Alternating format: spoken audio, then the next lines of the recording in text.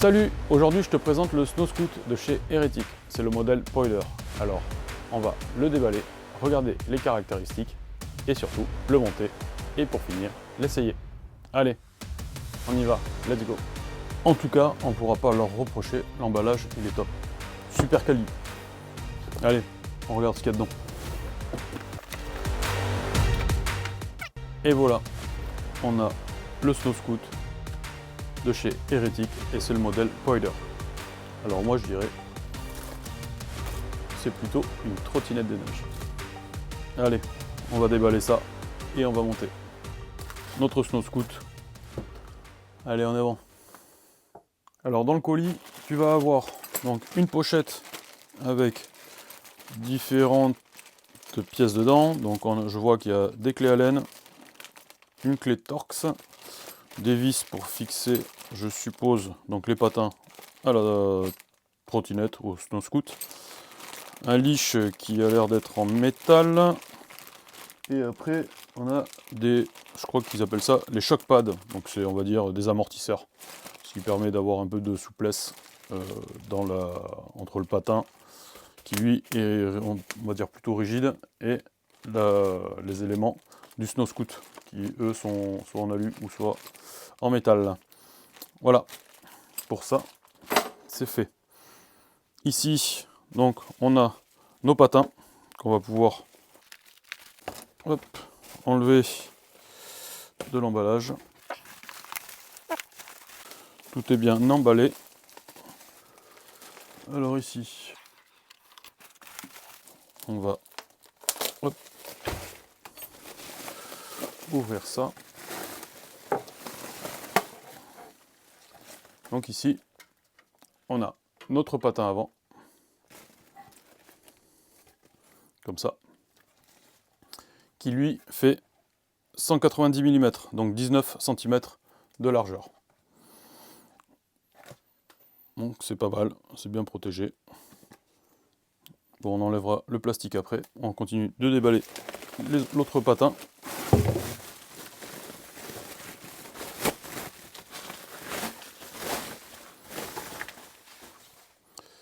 Et là, on a notre patin arrière.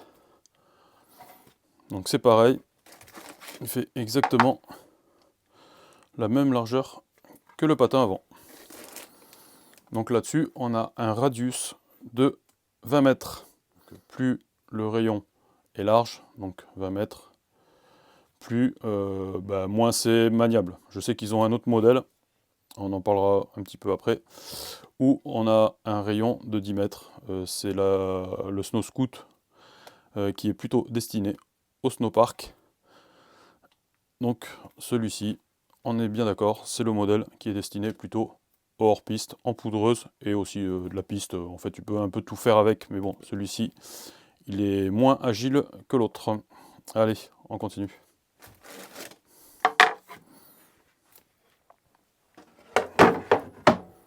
Après, tu as le guidon. En tout cas, c'est bien emballé. Donc, notre guidon.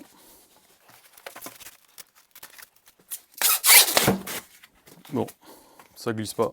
Donc, on va faire ça rapidement. Mode un peu bourrin. Et ici, donc ça, on va couper ça proprement.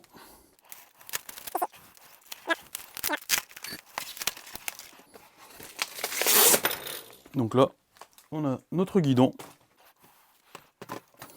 Ici, on a encore une autre protection pour l'accroche du leash. Voilà. Ici. Donc on va mettre ça de côté. Et il nous reste donc le deck avec la fourche qui, elle, est déjà montée dessus.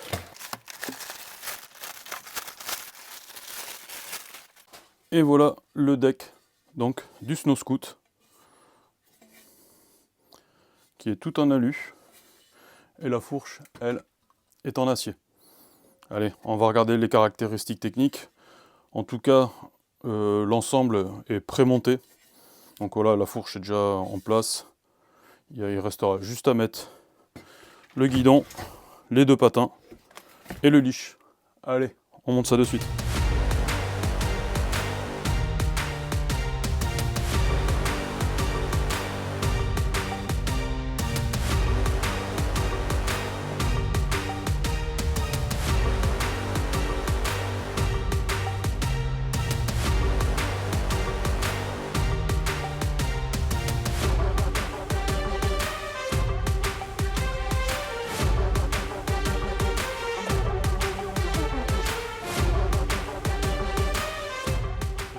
Ça y est, c'est le moment de monter la trottinette, donc la trottinette des neiges de chez Hérétique. Donc à la base, c'est un snow scoot.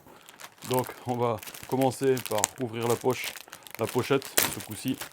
Regardez, donc à l'intérieur, on a un scratch qui permet de faire un pad pour pouvoir bloquer ton pied. Donc on va mettre ça tout à l'heure sur le deck, on va voir comment ça se passe. Je pense pas le mettre.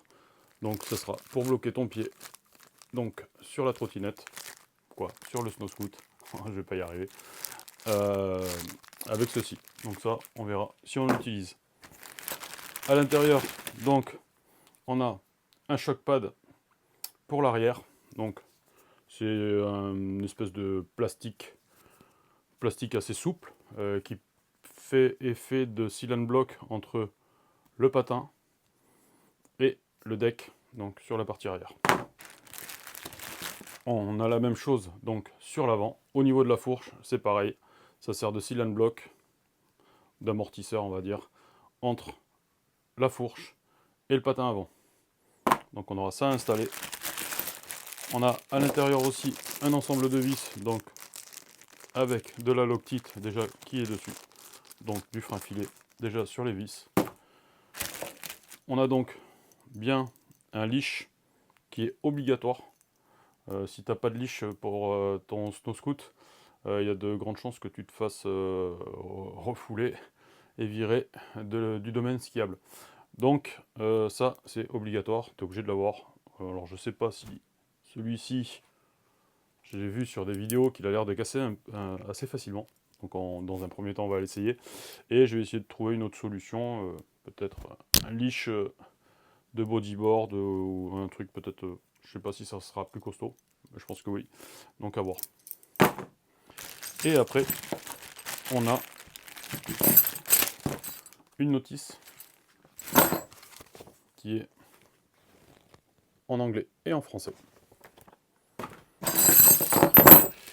Et un ensemble de clés Allen pour faire le montage de ton snow scoot et ainsi qu'une clé Torx. Allez, en attaque, on commence ça de suite.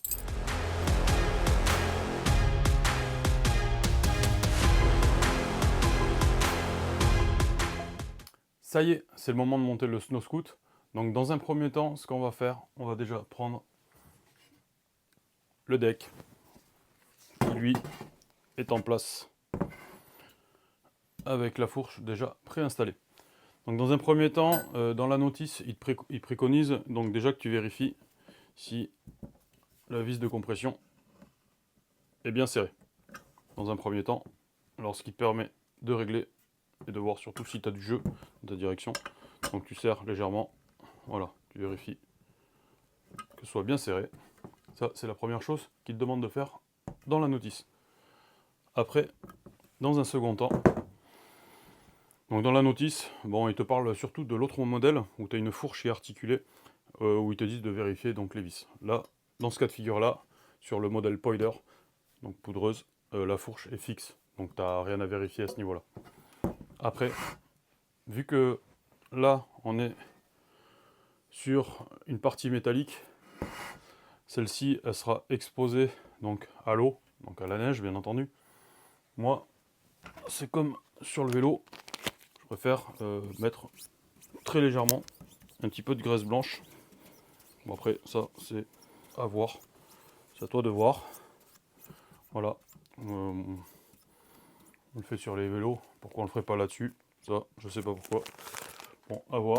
Et après, tu prends donc ton guidon que tu viens mettre dessus et que tu viens emboîter en l'enfonçant dessus.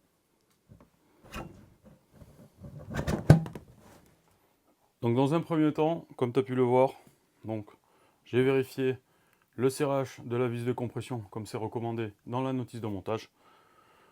Moi j'ai rajouté un petit peu de graisse, alors peut-être que c'est à tort, je verrai à l'utilisation, mais bon, en principe il n'y a pas de problème.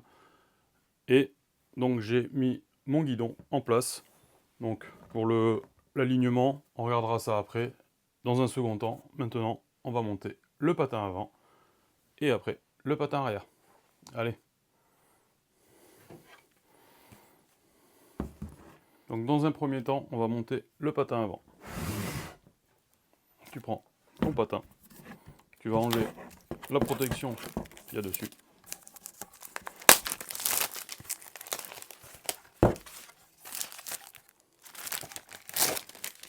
Ici. Une fois que tu as déballé ton patin, tu vas prendre les choc pads, ta clé Allen de 5. Donc les choc pads, eux, tu peux les installer directement sur la fourche. Ça sera plus simple en fin de compte. Tu viens te positionner au-dessus des emplacements des écrous. Il n'y a pas de rondelle, hein. Tu viens directement mettre tes 4 vis que tu serres dans un premier temps à la main pour être sûr de bien en face, parce que là, à mon avis, si tu foires le filetage, t'es cuit. Surtout que si je me trompe pas, que les patins, c'est vendu avant plus arrière, c'est 200, plus de 240 €, je crois. Voilà, donc tu prends le temps de bien présenter tes vis, tu les approches au maximum sans forcer.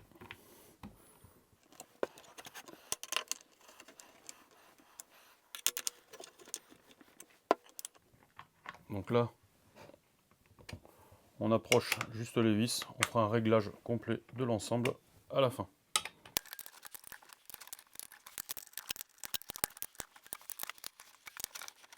Et voilà. Je vais quand même regarder sur internet si je trouve un couple de serrage pour serrer ça, parce que moi ça me fait un peu peur. Ils disent de serrer suffisamment fort, mais bon, tu es toujours dans la crainte de foirer quelque chose. Là, si tu foires quelque chose, parce que souvent mon cas, ça peut te coûter cher. Et voilà, donc le patin avant est fini, serré et mis en place. Allez, on passe au patin arrière. Maintenant que nous avons fini de mettre le patin avant, donc là, je l'ai serré à la main. Bon, ils disent de le serrer suffisamment fort.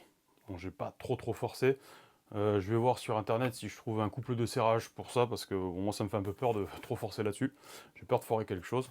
Et comme je te l'ai dit avant, vu le prix des patins, j'ai pas envie d'abîmer quoi que ce soit. Donc dans l'immédiat, j'ai serré à la main relativement fort, mais pas trop. Maintenant, on passe à la partie arrière, donc au patin arrière. Allez, go! Donc là, c'est pareil. Tu prends ton patin. Donc il y a un film de protection dessus. Et tu retires.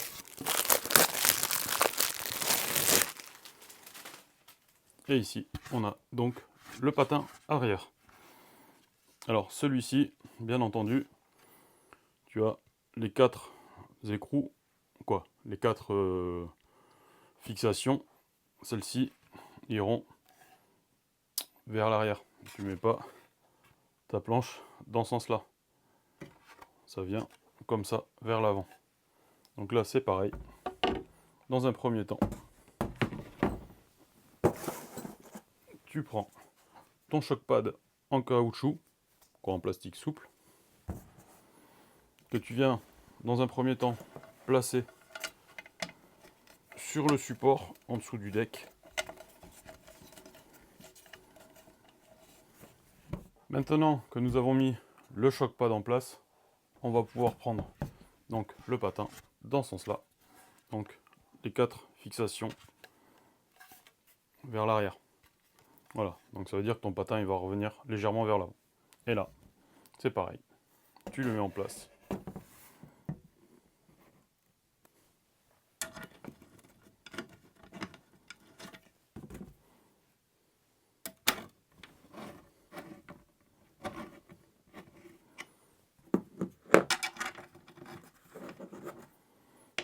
Tu les présentes dans un premier temps à la main et tu les approches doucement à la clé Allen sans forcer.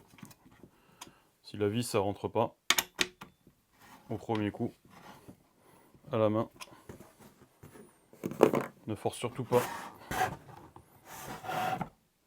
Ici pareil, tu viens mettre ta vis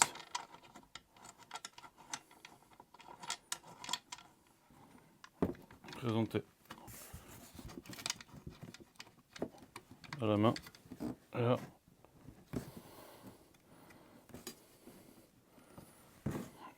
de l'autre côté, la même chose. Et tu viens finir le serrage à la clé.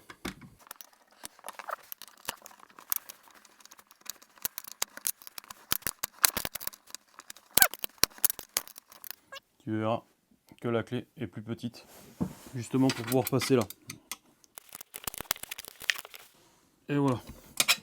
Allez, c'est parfait. Maintenant que le patin avant, le patin arrière, donc eux sont serrés, on va pouvoir passer au serrage des vis du jeu de direction. Donc là, tu regardes, c'est pas la 5, c'est la clé Allen de 6. Donc tu commences par la vis du haut, c'est ce qui est préconisé dans la notice. Voilà, donc tu regardes bien que ta direction, que ton guidon soit bien perpendiculaire au patin. Et donc tu serres la fourche avant,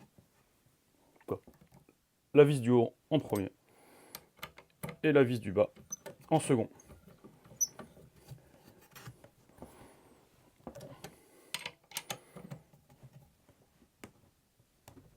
Et voilà, ça y est, le serrage de l'ensemble des vis du Snow Scoot sont bien serrés. Allez, ça y est, c'est le moment d'installer donc le leash de sécurité sur le Snow Scoot de chez Heretic et c'est le modèle Poider. Donc en tout cas, aujourd'hui, l'installation du leash de sécurité est obligatoire si tu veux pouvoir aller sur le domaine skiable. Voilà, donc si tu n'as pas de leash, bah, à tes risques et périls. Alors déjà, d'une, tu risques d'envoyer la trottinette sur quelqu'un, potentiellement sur les pistes. Ou de deux, eh ben, tout simplement de te faire expulser de la station. Donc le mieux, c'est d'avoir un leash. Donc très sincèrement, ici, on a 2 mousquetons. Le petit mousqueton que tu viens mettre ici, au niveau du guidon, et celui-ci, bonne question, où tu l'accroches. Alors ça, je ne sais pas trop. Donc à mon avis, soit tu l'attaches à la ceinture de ton pantalon, mais bon, avec ta veste, je sais pas comment est ta veste, et mon pantalon, bah, moi ça va pas aller. Donc moi j'ai pensé installer. Ici j'avais un leash qui lui est très costaud, qui peut être éventuellement, je pense, utilisé justement pour l'accrocher au poignet. Donc je sais pas si c'est une bonne idée ou pas. Je vais essayer, et puis on va voir ce que ça donne.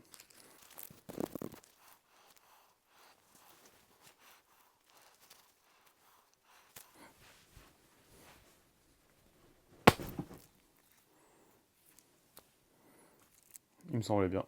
C'est de la merde. Bon, ça y est. Bon, bah, après avoir démonté mon leash, qui je pensais était solide,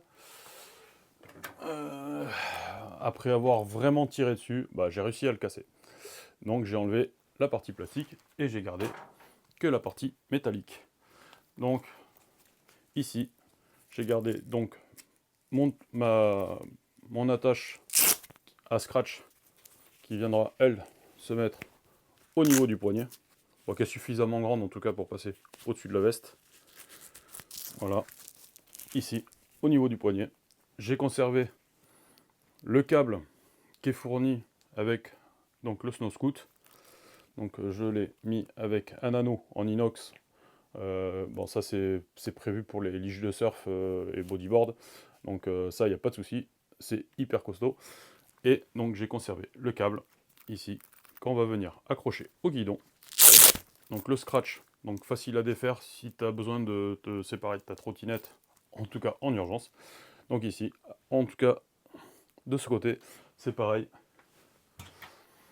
J'ai pas conservé le petit mousqueton qu'ils mettent avec. Franchement, je suis pas sûr que ça fasse vraiment que ce soit efficace au cas où ça parte. Ça fait un peu camelote. Donc je sais pas si le fabricant ou les revendeurs voient ma vidéo, ce serait vraiment bien qu'ils nous donnent en tout cas la solution de savoir comment on accroche ça à la personne. Voilà. Donc comment on s'accroche ça dessus, à la ceinture, aucune idée. Donc en tout cas, moi j'ai changé le système. Donc j'ai mis un leash de surf avec la partie en laiton et l'anneau en inox, donc raccordé donc, au câble fourni. Et là, le câble, je vais passer directement la boucle à l'intérieur. Je prends mon leash, je repasse dans la boucle, ici. Je passe tout le câble dedans. Et je fais un petit peu, je mets en tension le câble. Je remets le cache ici du sertissage. Et voilà. Donc aujourd'hui, maintenant, j'ai un système de sécurité. Est-ce que c'est bien ou pas? Je sais pas. En tout cas, je pense que c'est largement mieux que les deux mousquetons en aluminium. Et puis en plus, c'est vraiment de la mauvaise qualité. Quoi, de la mauvaise qualité? C'est pas très costaud. Donc voilà, avec ce système, je pense que c'est pratique. Tu peux, déjà, ça ne trimballe pas contre le tube. Et en plus, voilà, si tu as besoin de le défaire rapidement, c'est facile, c'est hyper pratique. Et de deux, en plus, ça tient très bien, ça résiste dans les vagues. Donc voilà, je pense que c'est une bonne alternative pour ce Snow Scoot là, en tout cas, pour le système qui est fourni, en tout cas d'origine. De le modifier un petit peu. Voilà. Donc, ça y est, c'est la fin de la vidéo. Et là, le Snow Scoot de chez Heretic, le modèle Poider, est fini. Donc, il est assemblé. Donc, j'espère que cette vidéo te sera utile. Est-ce que tu feras le choix du modèle Slope ou Poider? Donc, je te mets les caractéristiques des deux Snow Scoots de chez Heretic dans la description. Et je te mets les caractéristiques de celui-ci en fin de vidéo. En tout cas, je conserve le système de sécurité au cas où. Mais bon, moi, accrocher un mousqueton au pantalon, moi, mon pantalon, il ne résistera pas. J'ai que des anneaux en tissu dessus. Je pense que je vais arracher mon pantalon à la première gamelle. Donc, ce système-là, il n'est pas recommandé, en tout cas, par le fabricant. Mais bon, moi, je pense que je vais l'essayer. On va voir si ça fonctionne ou pas. Voilà, j'avais oublié. Rappelle-toi, je t'avais présenté le scratch. Donc en tout cas, c'est pour faire ton pad ici. Tu as deux passages en dessous. Ici, à cet endroit-là, tu en as un de chaque côté. Donc, dans la notice, ils t'en parlent pas. Ils te disent pas comment l'installer. Donc le plus simple, c'est tu prends une des deux bandes, tu mets l'autre de moitié. Comme ça, tu plaques. Et tu passes après en dessous dans les deux passages de sangle. Tu reviens après au-dessus et tu viens rescratcher la bande comme ça, bien à plat. Et là, ça te fait un strap pour mettre ton pied ici. Tu vas pouvoir régler ta sangle, donc plus ou moins lâche selon le type de chaussure que tu as. En tout cas, abonne-toi. Si tu as des questions, n'hésite pas, mets-les dans les commentaires. J'aurai le plaisir d'y répondre. Et puis surtout, mets un like. Allez, ciao, à bientôt et bon ride.